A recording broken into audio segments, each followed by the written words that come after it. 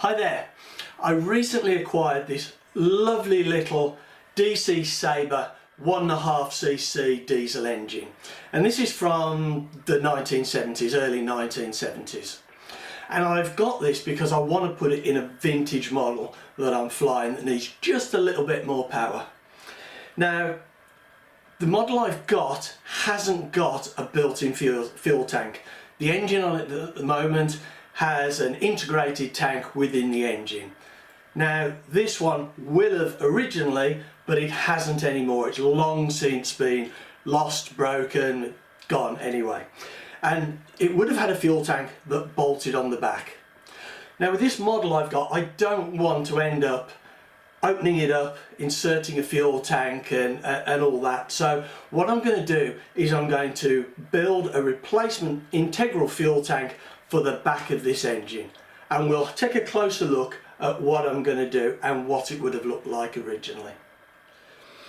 Now, if we take a look at this engine closer, we can see that the back plate has got quite a deep recess here, which would have formed part of the fuel tank itself. And around the back here there's a rim at which the fuel tank would have sat on, and it would have bolted via these backplate bolts, and a fuel pipe would have come up around and onto the spray bar here. And we can see what it would have looked like originally looking at this. This is a DC Spitfire, a 1cc, and you can see that's just bolted on plastic tank. It's very simple but very effective. Now, I know I could make I could use a syringe, and I could make a tank out of this to screw onto the side of the engine or on the back of the firewall, but I just fancy making an integral tank, or at least, you know, a tank on the back of here. So the first thing to do was to try and find something that would fit within that nice and snugly. And being a model maker, like lots of other model makers, I'm always collecting containers and things that can be used for fuel tanks, and just in this kind of situation. And what I've found is that I use this Zap epoxy all the time, the thin mainly, and it has a really good top on it. Now, this top is tapered, and if we get the calipers and we measure the internal measurements of this back plate, and we find that's about 17.7 millimeters, and this tapers down from over 18 mil right down to about 17.5. So what we can do is we can trim this down so that it actually fits in the back, and I've done that. This is one I did earlier. I've just cut that off. I actually cut it off with my 42 TPI razor saw, but before I cut it off I just marked around, and I'll just show you how I did that to try and get it nice and square. I just put a scalpel on, something of the right height, and I just rotated this to get a nice line around this lid that I could then use to cut. Once I'd cut that, I put it on one of my sanding sticks, and I just got it nice and smooth and level just by sanding it. So I've ended up now with quite a decent sized tank, which is very, very similar, if not slightly bigger than it would have been on the original. And this plugs into there really, really nice. It's a really snug fit. I mean, you almost feel that that would do on its own. But what I'm going to do, originally, as we saw on the Spitfire, it was bolted in by the flanges on the tank. Well, I clearly don't have any flanges on this, so I'm going to make up a steel strap that just comes up, around and down. And to do that, I'll just zoom the camera out a little bit.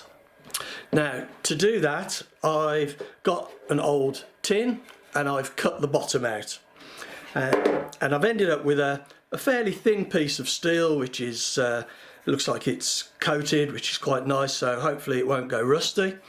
And what I'm going to do is I'm going to cut myself a strap that will just come up and around and hold this in place.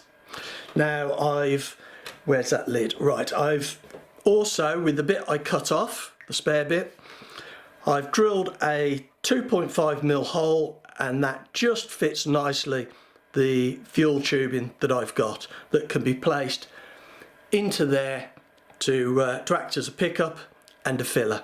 So what I'm going to do now is I'm going to make that strap, and we'll see how that fits. I think finally when I come, even though this is a really tight fit in there, I think when I come to fit this finally, I will use some sealant that I have. And this is the sealant. It's called Heldite, and if you read the spec for this, I've used this on various things and it's really good. It's a kind of a rubberized compound. If you read the spec for this, it's good for petrol and diesel joints. I know the diesel we use is different. It's not like automotive diesel, but it just shows that it's actually quite a good product. And I've used it on our model diesel fuel before, and it seems to hold pretty good. So I'll put a very thin smear of that around when I come to do it. But anyway, I'll get that strap made up and we'll see how it works. Right, well, I've been making the strap now, and I've got that ready to go on to hold the fuel tank in place. Now, the strap I made out of that tin bottom. It's a good thickness. Let me just tell you how thick it is. It's 0.22 millimeters. When you're drilling the strap, be really careful. Hold it, the metal, with a glove, because if it gets caught in the drill and whips around, as this one did, it will lacerate your fingers. So you need to be really careful. Much better to drill the holes before you bend it to shape. That's what I found anyway. So I've got my strap made. I've got my holes drilled in the tank, 2 holes. I think I said earlier they were 2.5. They're not, they're 3.5, sorry about that. And that just fits my fuel tubing. Of course, if you've got different fuel tubing, you'll just need to measure that and see. I'm going to have one as a feed for the engine, and then I will have another one as a filler. I'll probably put a small piece of tubing like this so I can just put the nozzle of my filler to fill it up rather than putting the fuel straight in the hole. So I'm going to put this together now, and then I'll probably dry fit it first, and then I'll put it together with a little bit of this Heldite if I'm happy. And once that's gone off, we'll need to test it to make sure it's fuel tight. Right, well, I've got this fully assembled now. I use this Heldite as a sealant just around the tank as I put it in, so hopefully that'll ensure a really good seal. I mean, it was a tight fit anyway, as I said earlier. I've bolted on the strap, and that fits really nicely, and you can see just here there's a little bit of a gap, so I could always tighten that up a little bit more if necessary, but to be honest, it's really quite a snug fit now, and it's done just about right, I think. I've got a little bit of flattened fuel pipe here that I've cut down just so that there's a little bit of a cushion on that to press on. The fuel pipe is through this first hole down to the bottom of the tank, a little bit of an angled cut so it picks up the fuel nicely, and around to the spray bar. This second hole I'm going to leave open.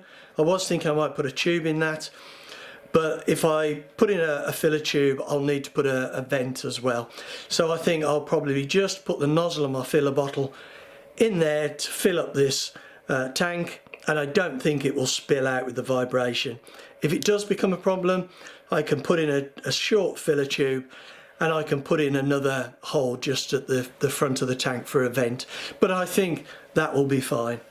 So all that's left now is to just put this on one side and wait to make sure the sealant is fully cured. That will probably be tomorrow now, and then we'll come back and I'll fill up the tank and we'll see if there's any leaks. Hopefully not.